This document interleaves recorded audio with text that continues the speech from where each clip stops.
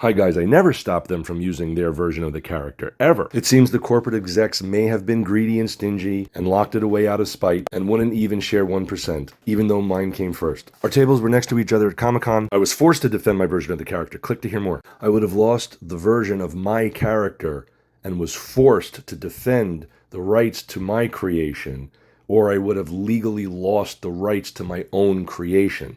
On top of that, I was next to them at a table at Comic-Con, and if you read the report that's public online of the actual court case, you can see where they even said something like they're going to New York Comic-Con looking for independent superhero creators to get ideas for their new hero line, or something to that effect. Due to confidentiality agreements, I can't discuss too much, but it's all publicly posted online, it seems. The lawyers and everybody wanted to make a big money thing out of it. I just wanted it to end. I lost a year of my life, 9 hours a day, 5 days a week for 1 year trying to defend the rights of my character and my version so that I wouldn't lose those rights. I had shared all my designs with them at Comic-Con and showed them my character, which was fully on display, including the statue you see on the left and the art.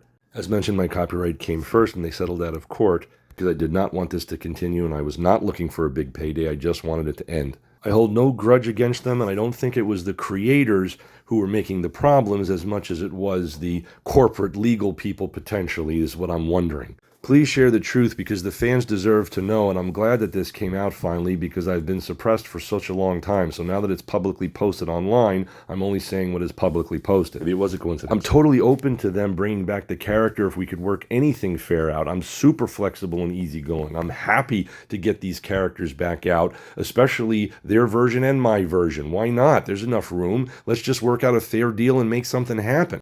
And I would be furious too if I thought some jerk hid a character away that I loved and adored. So I do not blame you guys. I understand what you're saying and I know why you're upset and you have every right to be, but I do want to clarify that I absolutely did not stop them at all. It is something that I believe they did possibly out of spite or possibly because they didn't want to share any kind of, not even 1% with independent artists. And it's terrible because I'm fresh out of school, I'm making my own characters, and to take advantage of independent, artists who have no money and no power, by these big giant legal corporations, that's a scary thing. It was terrifying for me. Imagine if you created a character and showed it to your favorite company, and then suddenly a character that looks very much like yours, you think, comes out and you're like, oh my God, that's so similar. And then you find out you're going to lose the rights to your own creation to avoid causing confusion in the marketplace if you don't go to court and defend the rights of your original creation that you've spent years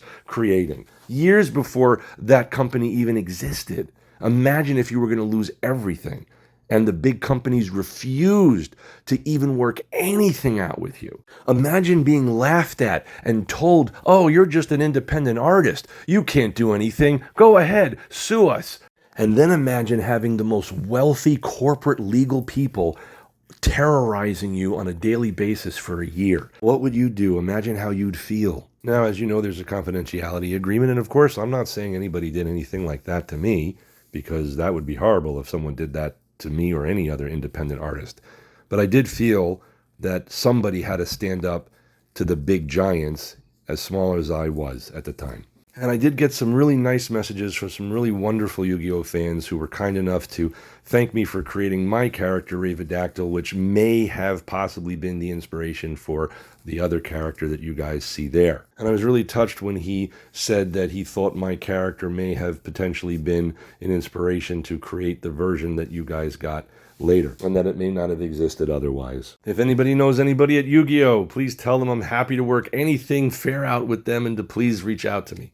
I actually have a preview of my version of my character called Ravedactyl, which is previewed in my current comic book, YuGiOhWind, which is co-created by writer Brandon Wilson and me, the artist Graig Weich. And YuGiOhWind means wrath in Japanese. And a little bit is something that you can see on beyondcomics.tv. You can download it at Kindle Comics, Amazon, or through my website, or my link tree, or in the description, or my bio.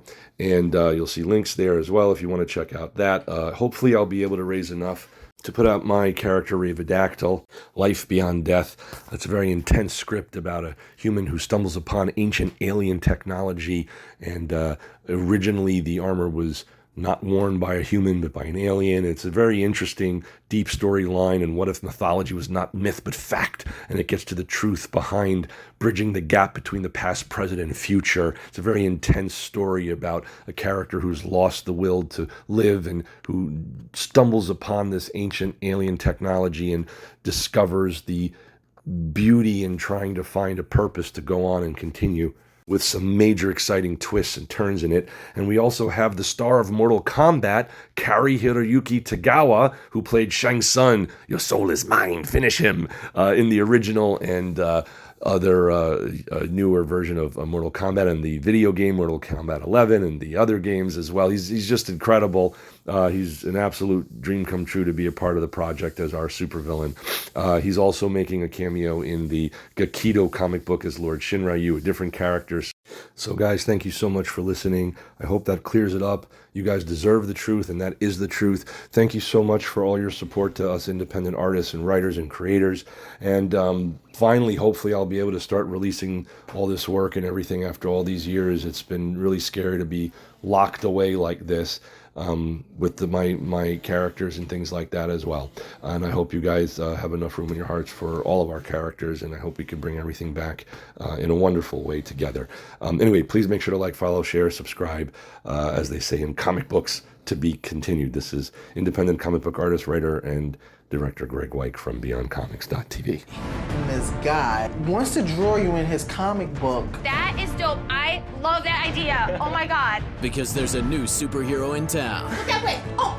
And her name is Coco. So here's the official printed copy of Gakido #1 that you are in. Oh, cool. How long can I hold this pose? Ice Loves Coco. Brand new Sunday at 10 on E! Sunder told me about your Ravedactyl artifact. Tell me where Gakido and Cleo are. You're no god. I am a god.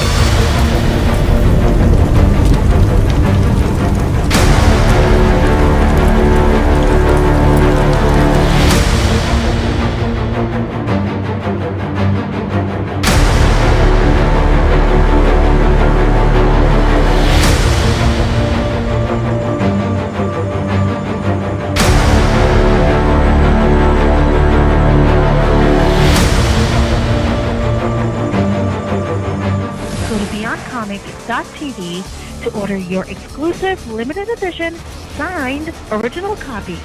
That's BeyondComics.tv to order.